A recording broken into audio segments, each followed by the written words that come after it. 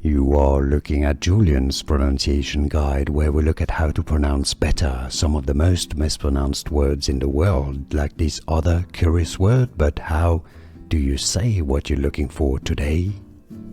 We are looking at how to pronounce this word and more vocabulary in English, so stay tuned to the channel to learn more.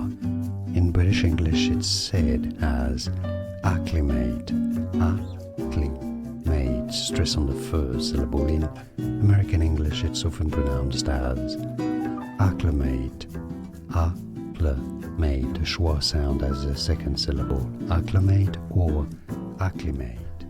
Here are more videos on how to pronounce more confusing words and names too many mispronounced. Like this video if you found it useful. I appreciate your support. I'll see you soon and thanks for watching.